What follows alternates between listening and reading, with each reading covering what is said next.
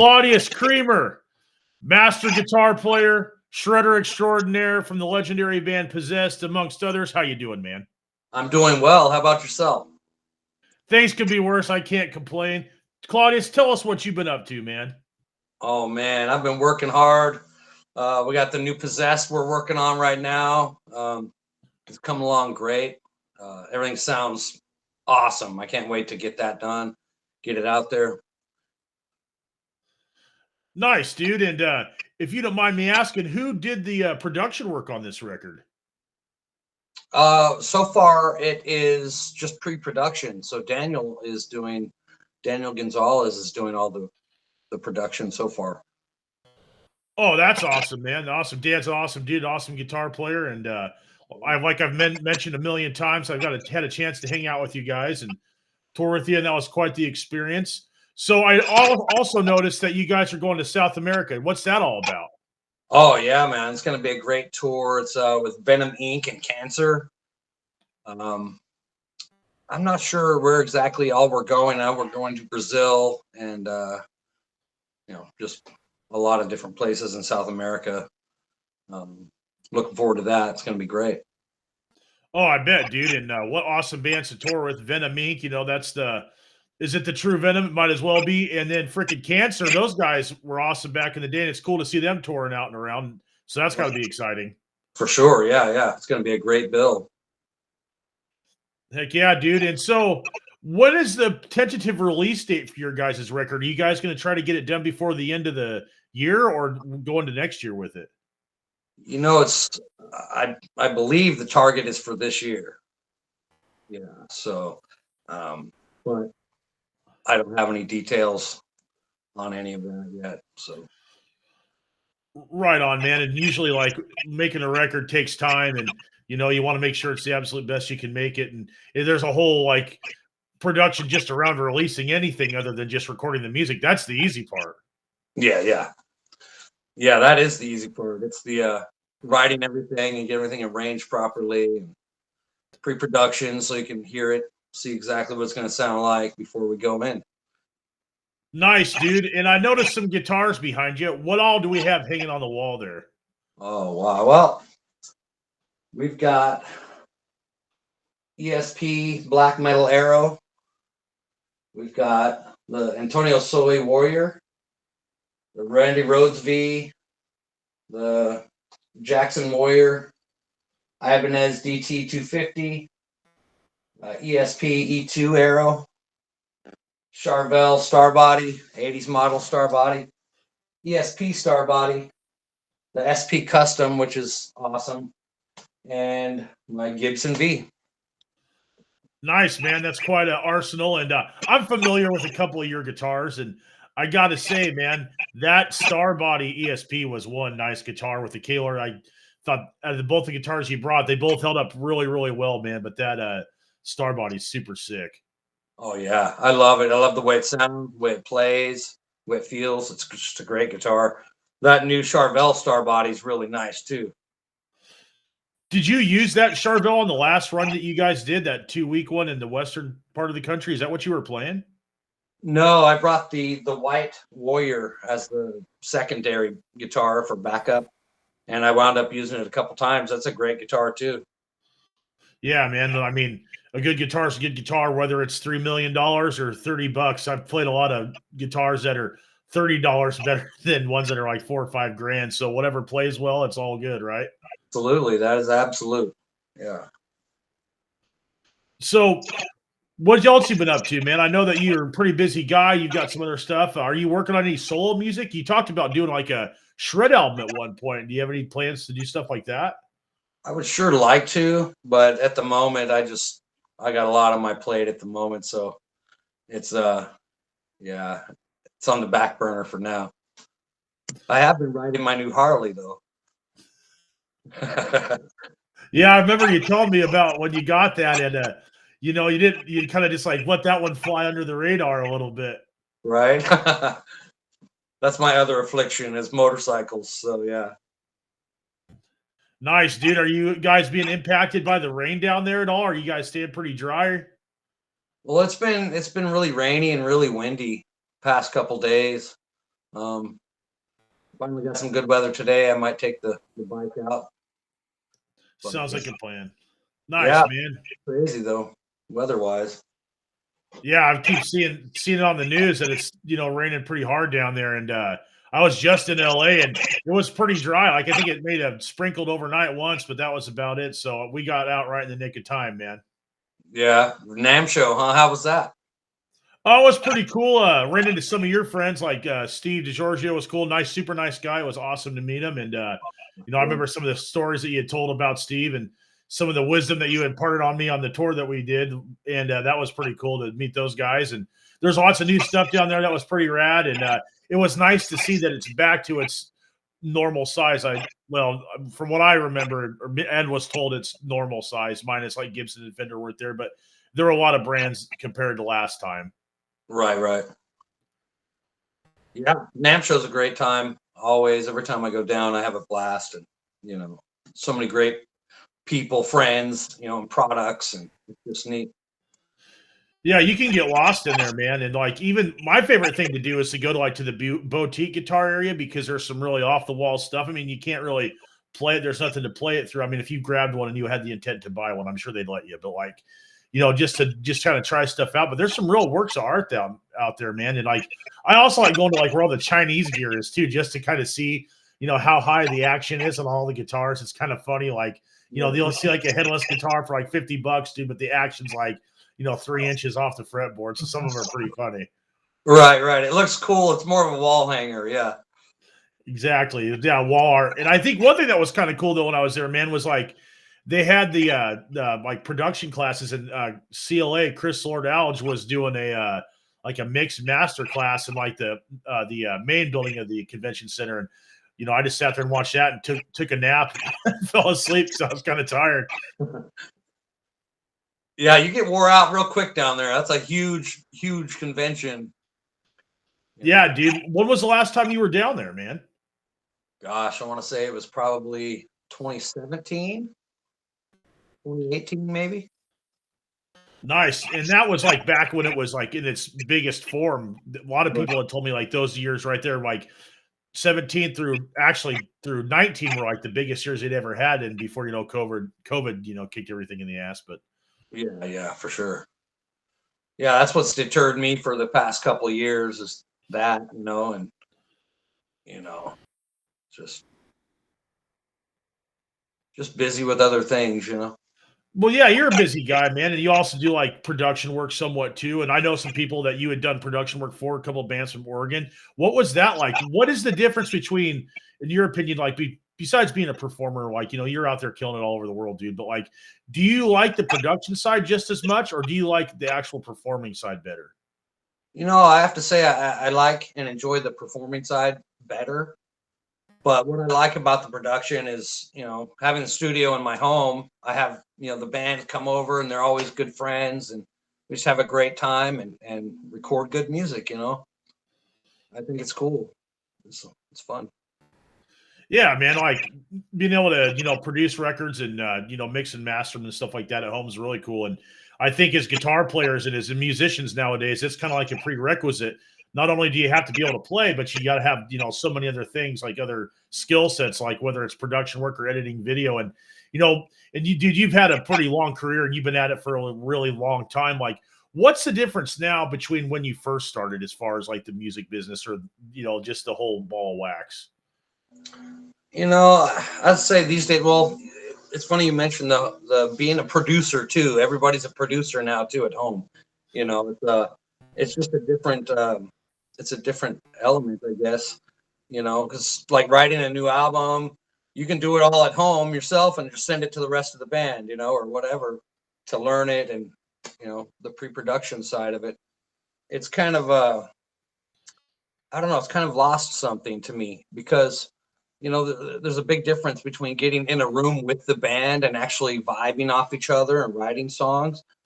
I really like doing it that way, but this day and age, it's not exactly feasible to do that. So you got people scattered all over the place, and so kind of have to do it via internet.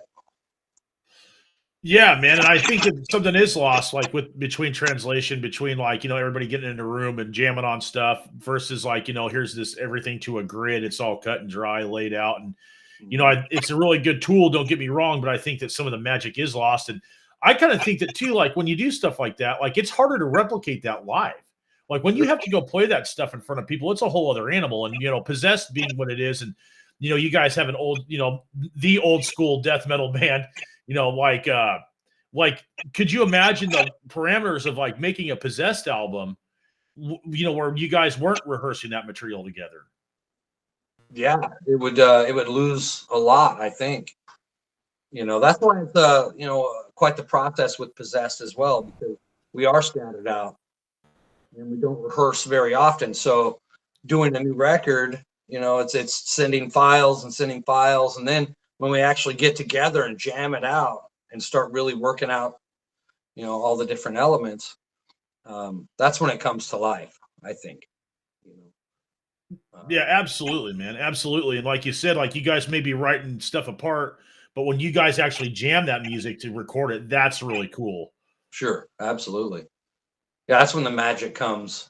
You know, um, just vibing off of the real drums, or just everybody has their 2 cents that they put into it. You can't do that.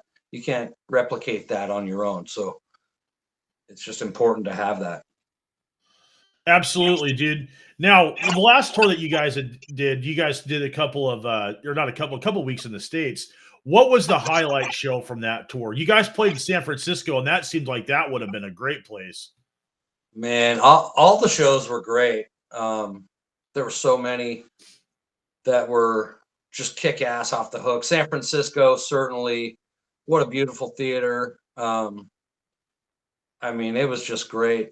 Las Vegas, same thing, beautiful venues. The whole tour was like that, just awesome venues and great crowds, and it was cool, man. Lots of fun. Bummer that we broke down in San Francisco and had to cancel Portland and Seattle.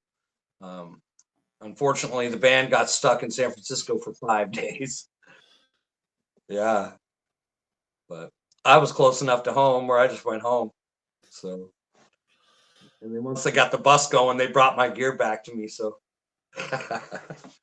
That's awesome, man. You didn't even have to unload your own stuff. I mean, that's great, dude. Like, and that's one thing, dude. Like, your live tone is killer.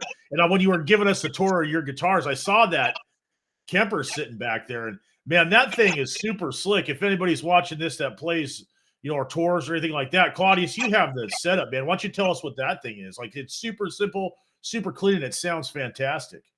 oh yeah, I love my Kemper. Can you see it? Oh yeah, Yeah. So I have the Kemper unpowered toaster version, um, and I ran it that way for a while, just running it into the effects return of any amplifier, and that worked. It was great. But then I bought the Ritter amplifier that's actually made for this, and that thing is 1,300 watts of burst power, and it automatically adjusts the ohms and everything. You just pull the front and back cover off, plug it in, and you're off and running. And it just sounds great every night. That's what I love about it too, versus a tube head where, the temperature change, or humidity or altitude, whatever, every little thing affects the sound of that head.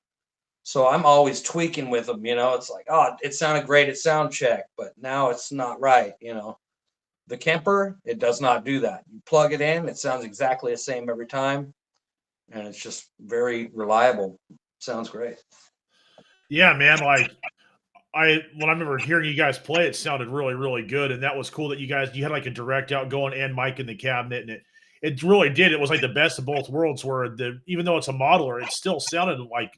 I mean, the technology's come a long way where it sounded like a real amp, and then getting the dry signal, the just the direct signal, man, that was some crushing tone, and it cut really well. And as the sustain was there, and I appreciate you letting me use that thing once in a while. That was really, really cool. It sounded great. It made me sound better, so I appreciate it, dude. And like that was really, really cool. And do you plan on sticking with that and like just getting rid of the tube head thing live and just keep going with that? Oh yeah, absolutely. I'll never go back to a regular head. Never. There's too many years of battling with the tube head, you know. Now I don't have to worry about it. Plug it in, turn it on, it's ready to go. Yeah, man, and it weighs a lot less too. It's like easier on the back and all that kind of stuff. So that's really cool. Yeah. Well, yeah, and I got it in the flight case. TSA can throw it around. It doesn't hurt it. You know, you can't do that with a tube head. It'll be destroyed. So Yeah, man, and like you brought up like gear, and so like it being lost. Why don't you tell us about the time that you guys flew to was it Norway and they lost your stuff? This yes, when you're in Europe and you were playing like some single coiled flying V from like Bosnia or something. Like what was that all about? that was horrible. Yeah, they lost all of our gear, all of our luggage, everything. Nothing made it to Norway. So huge festival. Same thing happened to Deicide as well. So they had to borrow gear as well to play the show. And yeah, it was, I don't remember. It was like a first act type guitar, you know, like a Walmart thing. Yeah, I did have a 6505 head, and I had high hopes, but you know, the guitar just killed it.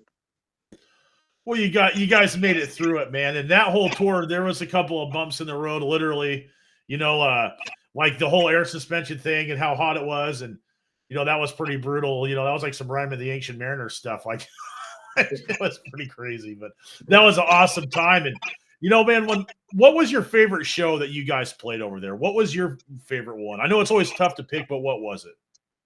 Man, I'd have to say Brutal Assault. You know, Vakken, of course, they're all so great. But Brutal Assault was really cool. I remember being on stage and looking back and seeing you there and the Meshuggah guys standing there watching us too. I was like, that's cool, you know, I was just like, hell yeah. Yeah, they were huge fans of you guys, dude. Especially Thomas. I remember he was pretty stoked to meet you guys. I remember walking down the street or whatever, the causeway, and I seen him. I was like, oh, that's cool. And you know, you guys are always highly respected and revered, and dude. And I thought it was really cool. You guys played really good at Stonehenge too. That one, you guys freaking killed it. That was seriously rad. Yeah, Stonehenge was a lot of fun. Uh, Again, a beautiful festival ground, cool place. You know, lots of good. I mean, always the fans are amazing. I just love to go out and talk to them, and hang out. You know, a lot of fun.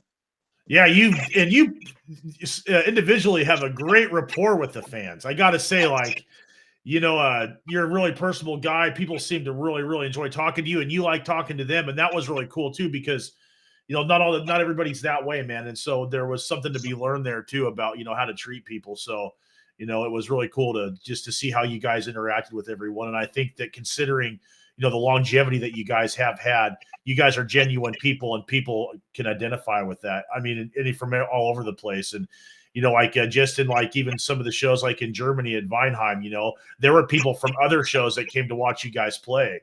There was a few people that had followed you guys around for 4 or 5 shows during that tour, and that was freaking rad.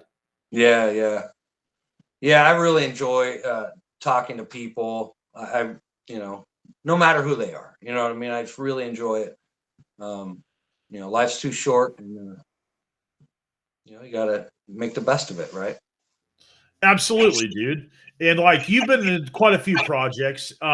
What was Dragon Lord like? You played some shows with them, and you know, so you not only do you play like you know the thrash and death metal stuff, but you have some black metal stuff. What was it like playing in like a black metal context? That was really cool. It was a lot of fun. I have to say, um, before doing Dragon Lord, I thought like the corpse paint thing was like, why would you do that? But when I joined Dragon Lord and we did the corpse paint thing, I thought, man, this is really cool. I'm getting to like this character, right? It was really a different experience, and I enjoy listening to black metal, so it was cool to play it. And actually, Eric would be like, "Hey, we should stop doing the corpse paint thing, don't you think?" I'm like, "No, man, it's really cool. We got to keep doing it." So, you know, I don't know. It was a different experience, but a lot of fun. That's awesome, man. And you also had like a power metal project for a while too that was pretty cool. And that was with your wife, correct? Oh yeah, that was called Serpent and Seraph. Uh, awesome band. We had so much fun with that. We had a really good run. Wife just got tired of doing it. She's like, I don't want to do it anymore because that was her all day, everyday job. She would book the shows and manage things and deal with promoters and while I worked, you know. And she's like, I just don't want to do it anymore. So I had to respect her wishes, and that was that. After that, I did a band called Nevayan, which is a spin-off of Serpent and Seraph. It's like an extension. So the big song that Serpent and Seraph did was called Tears of Nevayan. So I did a power metal band called Nevayan, and that did really well too. Actually, the singer is now singing for Forbidden. Yeah, Norman Skinner, great guy, man. The Nevayan guys, great musicians, great guys. I'm just happy to see that they're doing really well. Of course, I had to take off and do what I'm doing. So that worked out for everybody, dude. I remember you told me that Norm had joined Forbidden and they were like making a comeback. And I remember at Brutal Assault walking down the field, heading that way, and they were playing. And I, stuck around and checked it out, and it was awesome. Like that guy is doing a great job, great singer. So more power to him. That's rad, man. I was so excited for Norm because he's my buddy, right? And Forbidden has always been one of my favorite bands of all time. So we were doing our signing right there when they were playing, and I like took off and left my backpack in the signing booth, and somebody had to grab it for me because I was so excited. I took off to watch Forbidden, and then we went up on stage and watched from the side. It was awesome. Oh, that's rad, dude. So, like, we've talked about guitar players in the past. Who was the guy for you that got you into playing guitar? Like, if somebody that really struck a chord with you. Gosh, I would have to say Vivian Campbell, and then Andy LaRock, most definitely, and Jason Becker, Marty Friedman, Paul Gilbert, Richie Blackmore. I would have to say those are probably my tops for sure. Yeah, and those guys are all classic players, like Mount Olympus players and stuff like that. And one thing I noticed about your style, dude, because I'm always watching to learn, was your legato is fantastic. Thank you. Yeah, man. Like, and that was something I learned from watching you play was, and I remember you showed me a couple of things too. And like, it was really cool to watch you do that stuff up close because it really helped me. But, I can really hear some of those influences in your playing, dude, especially like the Andy LaRoque stuff too. And like you're ripping a lot Possessed. You're going at it hardcore. I mean, it's fast and furious, but you have a unique melodic quality that you're bringing to the band too. And I thought that was pretty cool inside the death metal context like that, man. Thanks, man.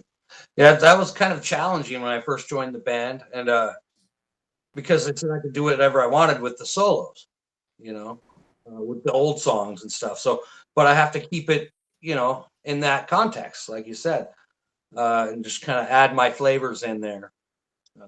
Can't go too overboard like modern shred type stuff, right? It wouldn't sound right. So that was a little bit of a curve for me, but it's working out. Oh yeah, dude. Like one thing I find interesting too is you use some really, really odd shaped guitar picks, dude. Like were you using like the big old teardrop ones, right? Or like the acorn looking ones? Wasn't that what you were using on that tour? Yeah. Well, remember we kept running out of picks because our tour picks got lost in the mail or something. So I only had so many picks, and I had to keep buying out the stores. Remember? Oh yeah, that's right. Strings and picks. Oh, how many would you like? All of them. All of them.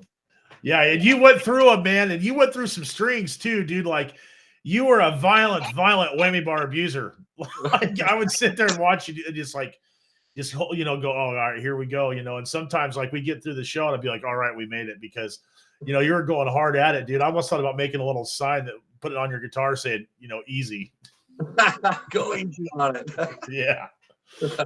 Especially when we got to Eastern Europe with those, those strings, man. Some of those were pretty crispy. And I mean, you got to do the best with what you got, but it was questionable, man. Just like every some things over there. I wish I think I threw them all away, but I had some of those left over, and I just threw them all away because they were brand new packs of strings, but they were just horrible coming out of the package. Remember?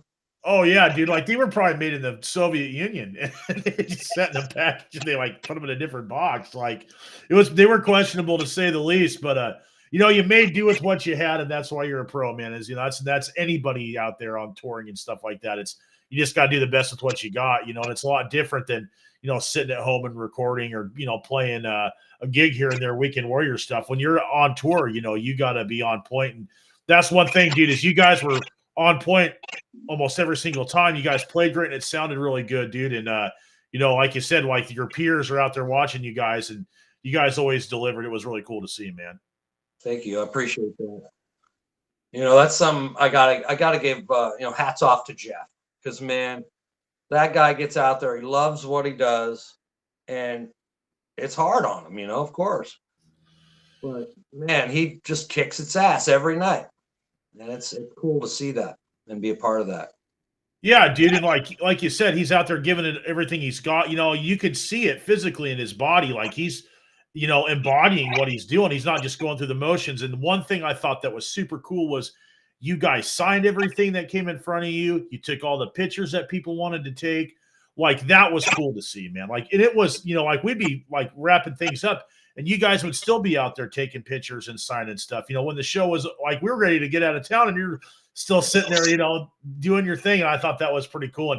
And Jeff too, like, people hopping up on the stage with you guys. And that was really cool. And like in that show in Poland, I don't remember where we were at. I don't know, was it Poznan? They broke the barricade and they had to get some dudes on the side of the stage. Did you fear for your safety at all? I remember you told me you had some unwanted physical contact, but what was all that about?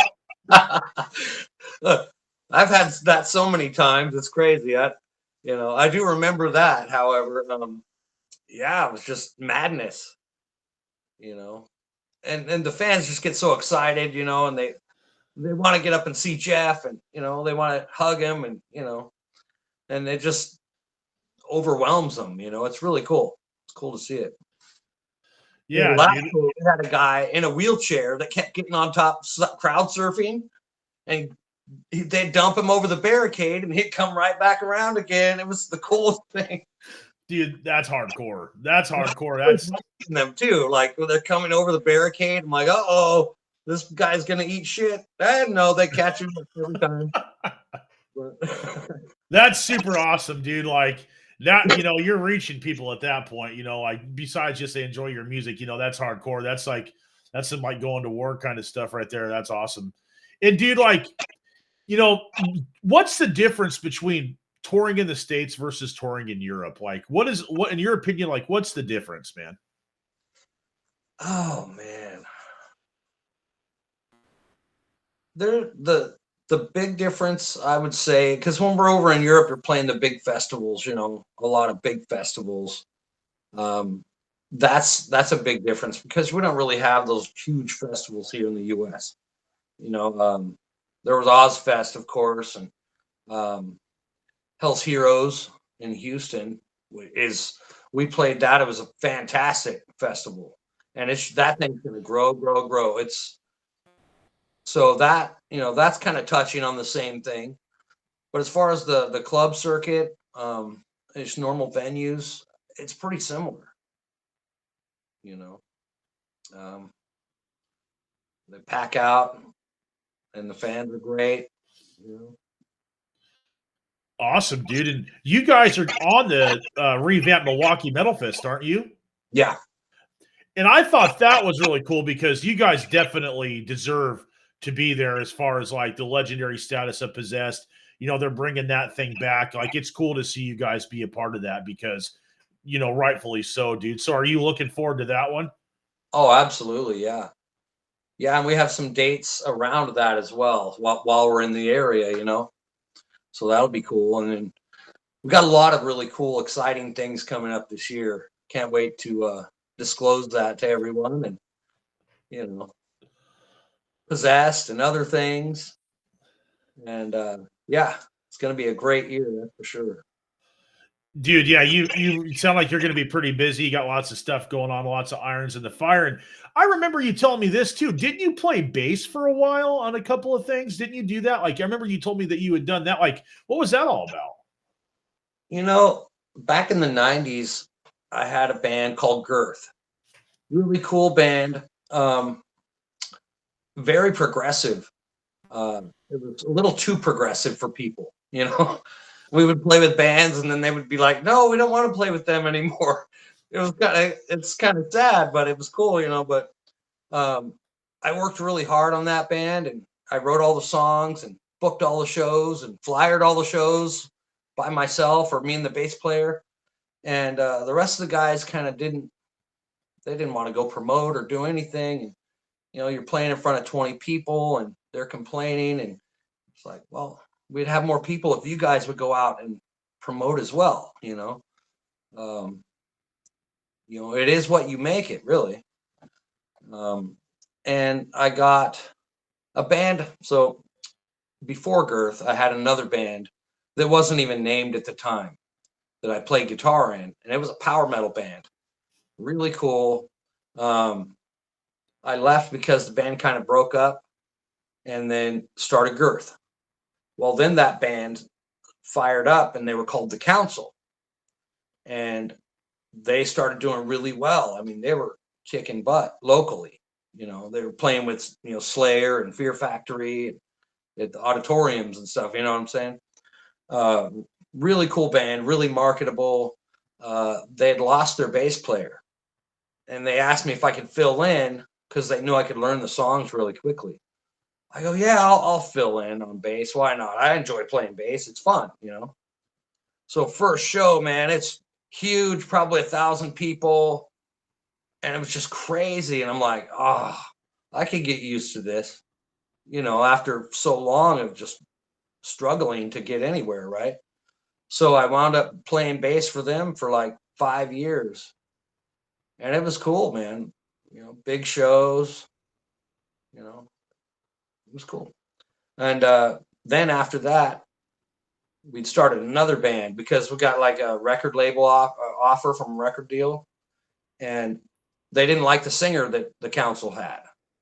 Oh, we got to work on him, you know. Oh, they wanted us to sound more like, you know, the modern thing that was going on. And we tried and tried and tried to work with that singer, and he just couldn't do it. You know, he couldn't conform to that. So we wound up getting a different singer, renaming the band, and writing a whole new record. And that band was called Above. And it was pretty cool, man. Totally different for what I'm used to, you know. But yeah, I played 5-string fretless, and it was pretty neat, man. Um, but yeah, I'd actually sold all of my guitar gear during that time. Yeah, because I was just frustrated, you know. It's like, I'm just going to be a bass player now. It's so much easier. But about 2004, I finally said, nah. There was a local band around here that wanted a guitar player. I was like, I'll go check it out. And I did, and it kind of rekindled me, you know, got me back into it. And then I sold all my bass gear and just started getting my guitar gear and getting my stuff back together then. So, and joined a tech death band called Mucous Membrane at that point. And it's cool. It was good to get back into it and get back on the right track. You know, dude, it sounds like you've had a pretty interesting, you know, musical journey. You know, because not only are we all musicians, but like life happens and things like that. Some of the stuff that you had said, like, really speaks to everyone because we all start at the same place. Like you're talking about, like promoting, and you get out of it what you put into it and stuff like that. And so, you know, it's really, really interesting, you know, that we all have a journey. It's not like you just a person, you know, starts playing and all of a sudden they're in a legendary band, or like, you know, it's a slow grind. You really got to work, dude. And like you worked hard to get where you are. And it's really cool to, you know, hear that. I remember you telling me some of those stories when we were just BSing in the morning and whatnot, which I thought was really cool. That was probably one of my favorite times of the tour, was just hanging out with you and just shooting the breeze and stuff. But, you know, there's a lesson to be learned there to other people that, you know, you got to work at this. This isn't just something you do as if you want to do it as a hobby, whatever, but if you want results, you got to work like that, man. Oh yeah. You got to work hard, and then, through all of that, I also had 3 kids, and,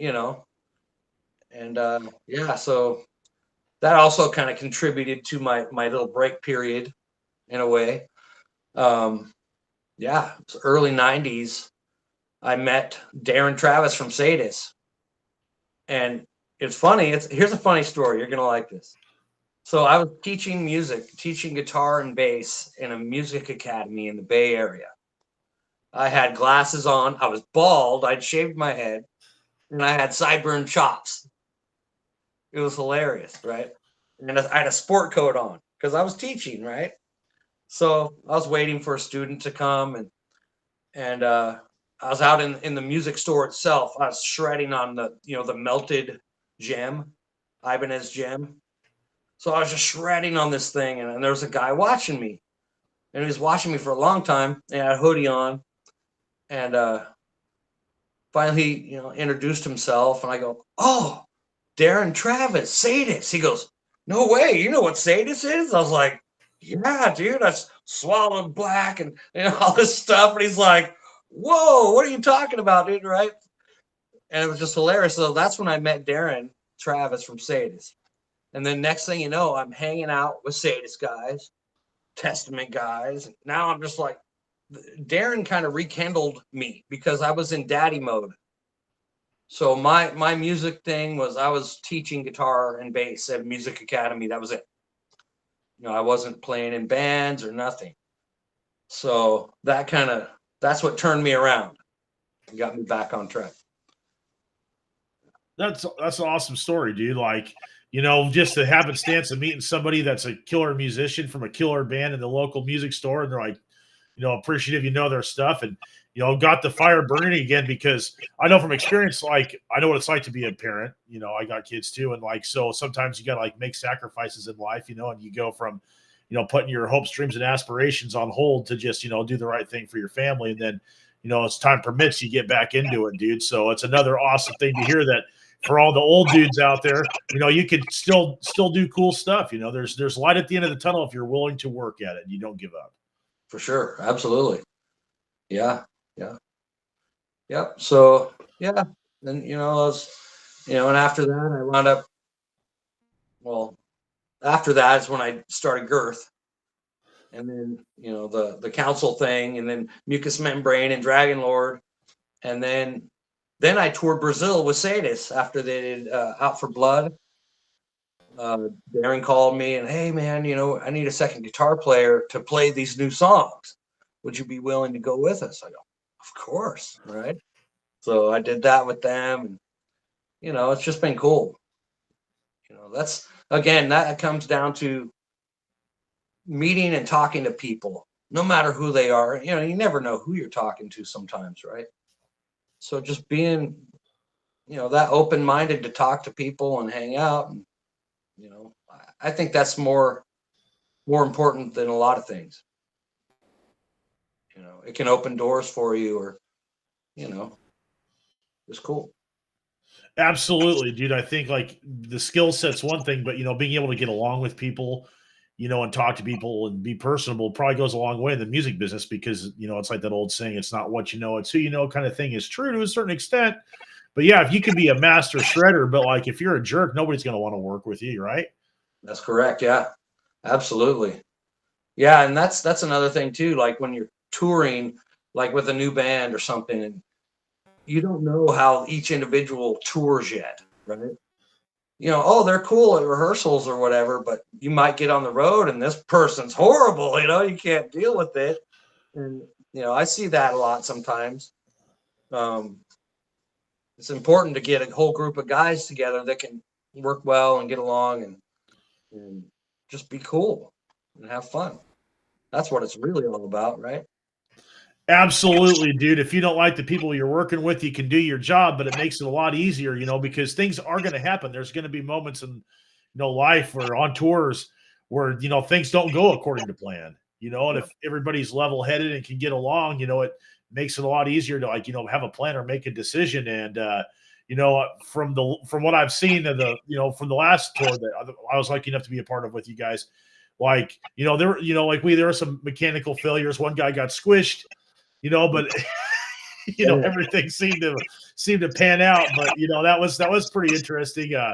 When the dude got squished, where were you during all of that? Were you outside for that one? I was inside the store there when he got up under the wheel well. I came outside. I just heard him screaming like, "The hell's going on here?" And the bus driver's turning the wheel, like crushing dude's rib cage. I'm like, "Oh no, what's going on?" I'm glad he was okay. But man, that could have been a whole different situation right there.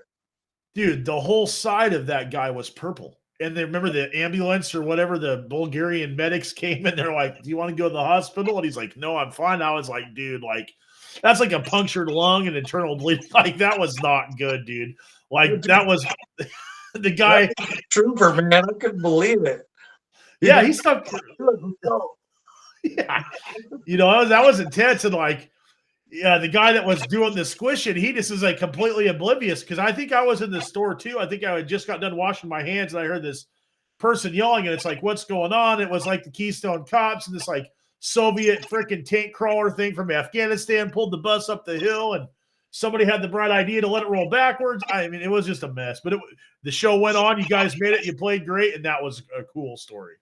Well, remember from that gas station, we got a bus, right? A little van. I sat in the front seat, remember, and I ate shit. Oh, that's right. Yeah. Clicked my seatbelt. I was really tired, and I passed out in that front seat. And dude hit the brakes, and I went flying right into the dash. I was like, oh, that was horrible. Yeah, that was a rough spot. I thought it was funny too when they tried to go under the bridge in the bus, but they couldn't get the bus to go. It was too tall, or the bus was too tall. The clearance wasn't there. And so like, I remember them trying to like turn around. There's like people coming outside and like moving their cars because they want their cars to get hit. Like, they were like, "What's going on over here?" That was a pretty good one too. I'm probably drinking beer at that point. I don't remember that one. Oh yeah. Well, it was about that time. we were running a little late, and you got to do what you got to do. But man, and that was cool. But like the whole like driving from Newcastle to the airport with no air suspension, because you slept right on, your bunk was right on top of mine, dude, Right. and we were catching air, as going down the road. That was brutal. That's what happened to the bus in San Francisco too. It wasn't the air ride system, but it was the air brake system. Something messed up on the air brake system, and we were like a mile from the venue, and the bus just stopped. Done. And it wouldn't go anywhere because when the air brakes go out, they default to closed, right? So it stops, and that's what happened. So Nunslaughter had to bring their van over and get all our gear over to the venue, and then we all Ubered over there. Yeah, it was crazy, man. At least that happened in the States where you could like call an Uber and it wasn't a big deal. You know what I mean? The people are with you. They can help you out. You're not too far, but that still has got to be nerve wracking when stuff like that happens. And that's one of those things like you were talking about earlier, dude, like stuff happens. Like it's like the more you play, the more stuff's going to happen. And, just getting through those shows. And I was super bummed that you guys didn't make it to Portland. I was bummed out on that. Would have been cool to see you guys and, shoot the breeze and stuff like that. But at least you were broke down close to home. You can, get a ride back, and you had your stuff delivered to you. What's better than that, man? Right, exactly. Well, and that's how I looked at it too. It was a positive thing in a way because, between here and Portland, there ain't much. That's a 10-hour drive, dude. Yeah. So we could, and in wintertime in December, I mean, we could have broke down somewhere where it's snowing and had nowhere to go. It worked out in a positive way in that regard, Absolutely, dude.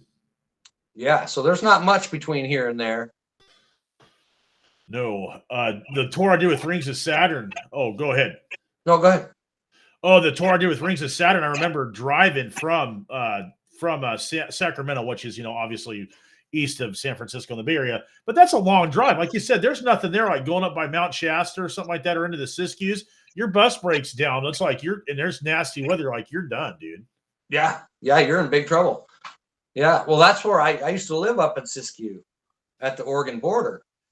And yeah, so it was a 5-hour drive from there to Sacramento, which is where I'm from, Sacramento. So yeah, and there's really nothing except for Redding. Redding's there, but other than that, there's not much. Little towns, Weed and Wairika and stuff like that, until you get to Ashland and Medford. But we lucked out breaking down in San Francisco as well, because the manufacturer of the bus was in San Francisco. So they were able to fix the bus, but it took, like I said, it took 5 days to fix it. Dang, man, that's brutal. We lucked out. Like I said, had we got up in the Siskiyous where it was snowing, we couldn't go get a hotel. There ain't no Uber either. There's nothing. So it's, would have been stuck in the bus for, 5 days. Dude, that's like some Donner Party stuff right there. If you know what I mean. I do. So, Claudeous, anything you want to talk about or say before we go, dude? No, man, I just really appreciate you having me on, and hello to everyone. I hope everybody's doing great, and I look forward to seeing y'all out there. Awesome, dude, and I appreciate you taking the time to be on the show. And one more quick question. Are you guys going to make up the Portland and Seattle date potentially? I believe so, yes. I know that the booking agency and everybody was talking about that. So we would definitely like to make those up for sure. Awesome, dude. I hope you guys do, and hopefully you do so in the near future. I'm looking forward to hearing your guys' new record, dude. I'm looking forward to all the other stuff you got coming down the pike too as well, man. I'm super happy for you, dude, and thank you very much for joining me, Claudeous. Well, thank you, Matt. Keep on shredding, brother.